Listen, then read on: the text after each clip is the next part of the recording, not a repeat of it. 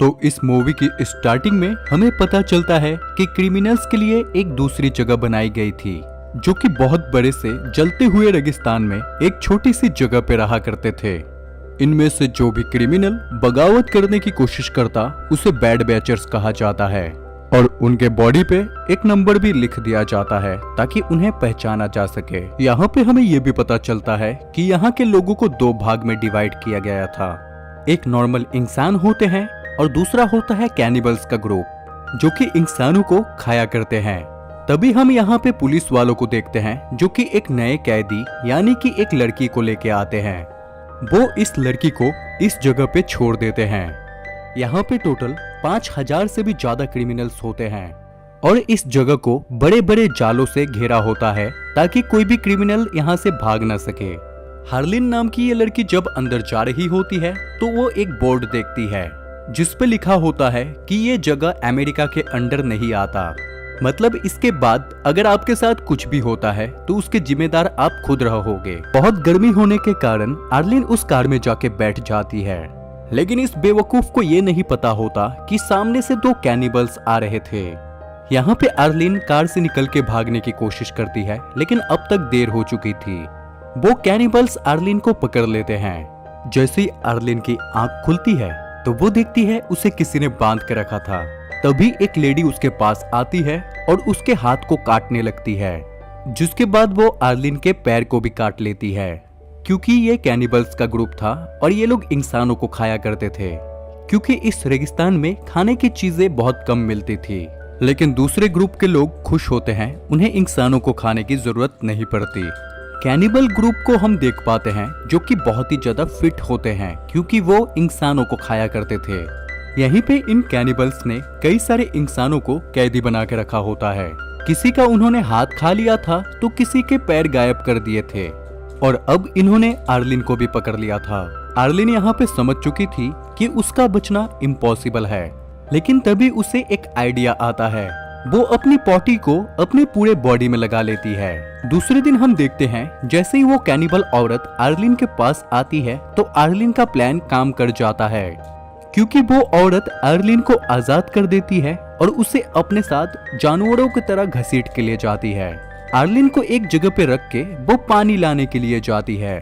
तभी आर्लिन मौके का फायदा उठा के एक लोहे का रॉड छुपा लेती है। अब वो औरत जैसे ही आती है तो वो अपने काम में बिजी होती है। आर्लिन अचानक से उस पे हमला करके उसे नीचे गिरा देती है, जिसके बाद वो बार बार उस कैनिबल औरत के सर पे मार के उसे पूरी तरह मार डालती है। आर्लिन अब यहाँ से भागने का प्लान करती है। तभी आर्लिन को एक स्केट बोर्ड मिलता है। अब एक पैर और हाथ ना होने के कारण वो स्केट बोर्ड पे लेट जाती है और जैसे तैसे इस जगह से निकल जाती है। लेकिन धूप बहुत ज्यादा होने के कारण आर्लिन को बहुत जोरों से प्यास लगती है और आर्लिन रास्ते में ही बेहोश हो जाती है।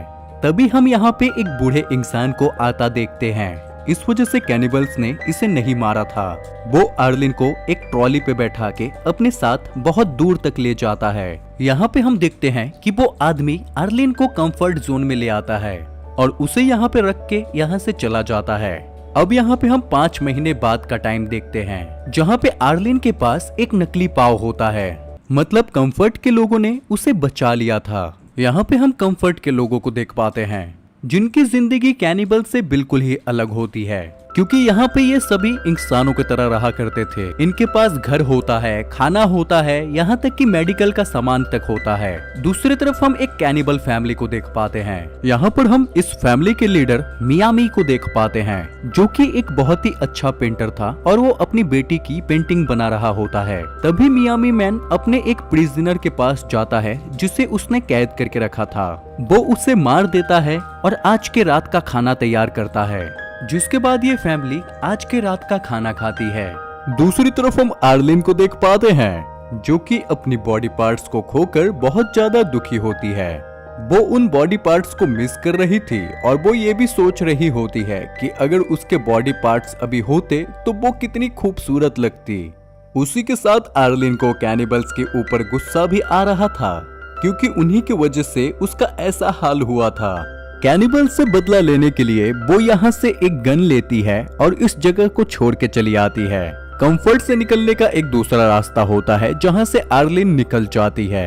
दूसरी तरफ हम मियामी की वाइफ को देखते हैं जो कि घर के सामान लाने के लिए जाने का सोचती है, जिसके बाद वो अपनी बेटी को लेके एक जगह पे चली आती है जहाँ पे वो कूड़े में से सामान उठा रही थी। तभी यहाँ पे आर्लिन भी चली आती है और इन्हें देख लेती है। जब यहाँ पे आर्लिन को पता चलता है कि ये दोनों कैनिबल है तो वो डिसाइड करती है कि वो इन दोनों को मार डालेगी। ये औरत आर्लिन से कहती है, प्लीज मुझे जाने दो, मैंने तुम्हारा कुछ नहीं बिगाड़ा। लेकिन आर्लिन उस औरत की एक बात नहीं मानती। वो उससे कहती है, मैंने भी तुम जैसे कैनिबल लोगों से अपने जान की भीख मांगी थी, लेकिन उन लोगों ने मेरी एक बात नहीं सुनी, उन्होंने मेरा हाथ काट लिया। ये कहते ही आर्लिन गुस्से में आके मियामी की वाइफ को शूट करके मार डालती है। जैसे मियामी की वाइफ मर जाती है तो बच्ची यहाँ पे कुछ नहीं बोल पाती क्योंकि उसे समझ में ही नहीं आता कि अभी अभी हुआ क्या। लेकिन बच्ची को चुप देख के यहाँ पे आर्लिन पिघल जाती है। वो समझ जाती है इसमें बच्ची का कोई कसूर नहीं है और वो डिसाइड करती है वो बच्चे को नहीं मारेगी। जिसके बाद आर्लिन इस बच्ची को लेके अपने साथ कंफर्ट चली आती है, लेकिन रास्ते में ही एक इंसान ने इन्हें देख लिया था। यहाँ पे इस बच्ची को एक रैबिट पसंद आता है तो आर्लिन ये रैबिट इस बच्ची को खरीद देती है। आर्लिन इस बच्ची को अपने घर ले आती है, लेकिन अब शाम हो चुकी थी और मियामी की वाइफ और बेटी जब घर नहीं आती तो मियामी उन दोनों को ढूंढने के लिए बाहर निकल पड़ता है। मियामी उसी जगह पे जा पहुंचता है जहां पे उसकी वाइफ कचरे उठाया करती थी।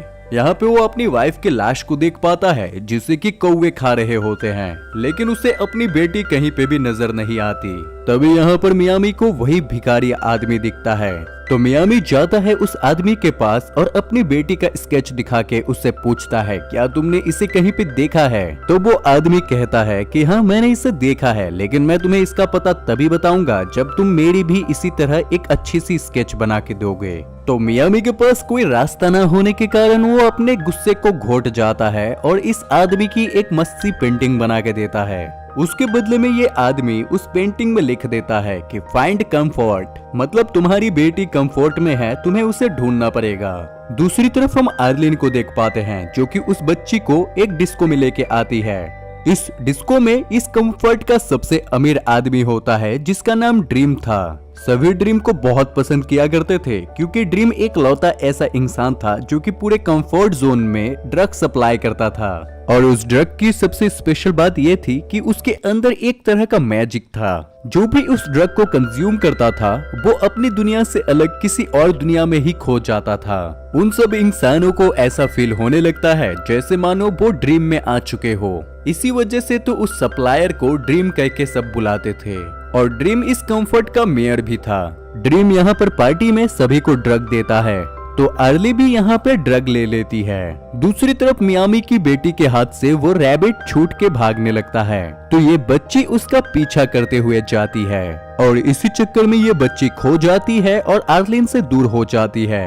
ड्रीम इस बच्ची को देख लेता है और उसे अनाथ समझ के अपने साथ ले जाता है। दूसरी तरफ आर्लिन उस बच्ची को ढूंढ रही होती है, लेकिन ड्रग के असर होने के कारण आर्लिन को कुछ समझ में नहीं आता। उसे ऐसा लग रहा था जैसे वो ड्रीम में आ चुकी है और उसे अपने आसपास की हर चीज बहुत खूबसूरत लग रही थी। बच्ची को ढूंढते हुए आर्लिन कब कंफर्ट जोन से बाहर चली आती है उसे पता ही नहीं चलता। और तभी यहाँ पे हम देखते हैं कि मियामी उसके पास ही खड़ा होता है। दूसरे दिन जब आर्लिन की आंखें खुलती है तो वो देख पाती है कि मियामी उसके सामने खड़ा होता है। यहाँ पे आर्लिन देखती है कि मियामी के पास उसका वो पैर था जिसके बिना वो चल नहीं सकती। मियामी आर्लिन को अपनी बच्ची का फोटो दिखाता है और उससे पूछता है कि क्या तुमने इसे देखा है, लेकिन आर्लिन यहाँ पे एकदम कच्चा झूठ बोल देती है और कहती है नहीं तो। और यहाँ पे हमें पता चलता है कि कंफर्ट जोन में एक रूल था, कोई भी कैनिबल उसके अंदर नहीं आ सकता था वरना उसे मार दिया जाता। इस वजह से मियामी मैन यहाँ पे आर्लिन से कहता है कि तुम्हें मेरी बच्ची को ढूंढ के लाना पड़ेगा। और वो मियामी से कहता है अगर तुमने ऐसा नहीं किया और चालाकी करने की कोशिश की तो मैं तुम्हें किसी भी हालत में ढूंढ लूंगा और तुम्हें मार डालूंगा। तो आर्लिन उसकी बात मान जाती है और उसके बाद ये लोग आगे बढ़ने लगते हैं। जैसे ये लोग थोड़ा आगे जाते हैं तो इनकी मुलाकात एक कैनिबल के साथ होती है जो कि मियामी से कहता है तुम इस लड़की का एक हाथ काट के मुझे दो जिसके बदले में मैं तुम्हें फ्यूल दूंगा वरना तुम यहाँ से नहीं निकल पाओगे। तो मियामी उसकी बात बहुत आसानी से मान जाता है और आर्लिन को उसे सौंप देता है। ये कैनिबल आदमी जैसे आर्लिन को लेके जा रहा था तभी मियामी पीछे से उस पे हमला कर देता है और तुरंत उस कैनिबल आदमी की मौत हो जाती है। वीडियो में आगे बढ़ने से पहले आप जरूर से बताना कि आप कौन से कंट्री से हो। देखते हैं कि कहां के लोग हमारे वीडियोस को देखा करते हैं। अब इसके बाद हम देखते हैं कि मियामी इस आदमी का सारा सामान ले लेता है और यहाँ तक कि उसका एक हाथ काट के भी अपने साथ ले जाता है। ये लोग कंफर्ट के लिए आगे जा रहे होते हैं, लेकिन तभी रास्ते में एक बहुत बड़ा तूफान आ जाता है तो इन लोगों को वहीं पे टेंट लगा के इंतजार करना पड़ता है और यहाँ पे इन लोगों को रात हो जाती है। तो डिनर करने के लिए मियामी उसी आदमी के हाथ को पकाने लगता है।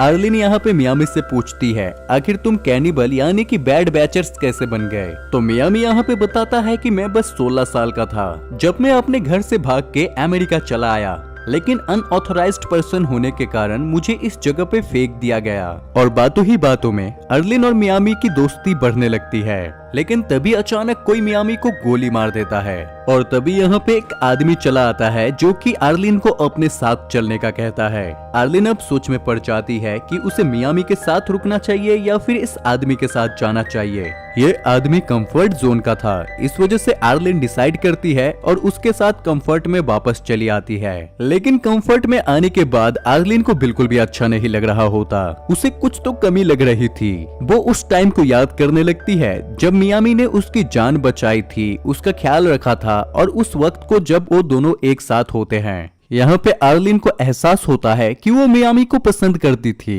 वो डिसाइड करती है कि वो मियामी के साथ जाके रहेगी। इसी वजह से दूसरे दिन वो उसी जगह पे चली आती है जहाँ पे मियामी था, लेकिन अब मियामी यहाँ पे नहीं होता बल्कि उसका बनाया हुआ एक पेंटिंग बुक यहाँ पे था।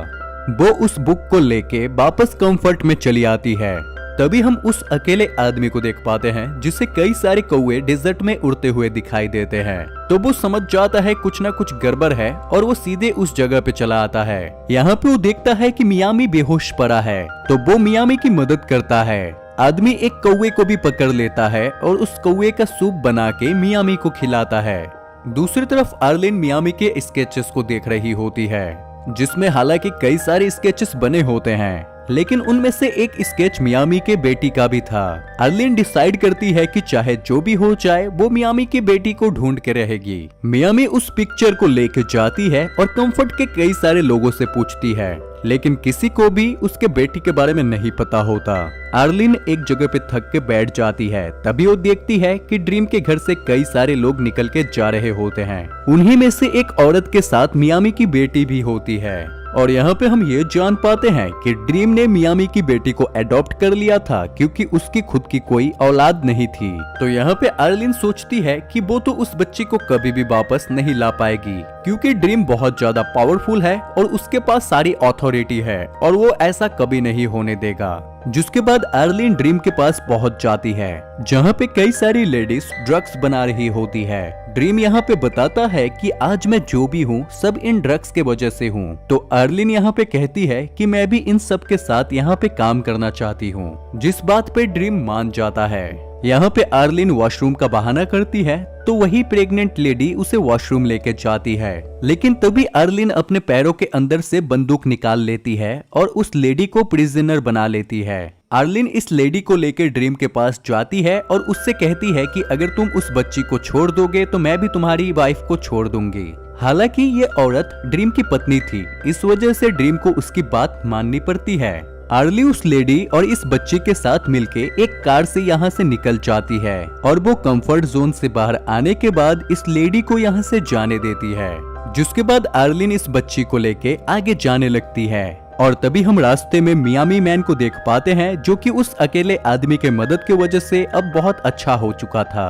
यहाँ पे आर्लिन इस बच्ची को मियामी मैन के हवाले कर देती है, जिससे मियामी बहुत खुश हो जाता है। आर्लिन मियामी से कहती है कि तुम मुझे भी अपने साथ ले चलो, लेकिन मियामी यहाँ पे कहता है कि बिल्कुल ऐसा नहीं हो सकता क्योंकि तुम एक मामूली लड़की हो और हम सभी कैनिबल्स हैं, हमारे इलाके में कोई भी तुम्हें मार के खा जाएगा। तो आर्लिन कहती है मुझे कोई फर्क नहीं पड़ता कि तुम कैनिबल्स हो, मैं बस तुम्हारे साथ रहना चाहती हूँ। और यहाँ पे आर्लिन ये भी बता देती है कि वो मियामी को पसंद करती है। तभी मियामी की बेटी कहती है कि मुझे भूख लगी है। तो यहाँ पे एक दफा तो मेरे को ऐसा लगा कि यहाँ पे मियामी आर्लिन को मार के अपनी बेटी को खिला देगा, लेकिन यहाँ पे मियामी अपनी बेटी का खरगोश मार देता है और उसको पका के खिला देता है। और एट द एंड हम देखते हैं कि मियामी आर्लिन को भी एक्सेप्ट कर लेता है और ये तीनों हमेशा खुशी खुशी रहने लगते हैं। और यहीं पे इस मूवी की भी एंडिंग हो जाती है।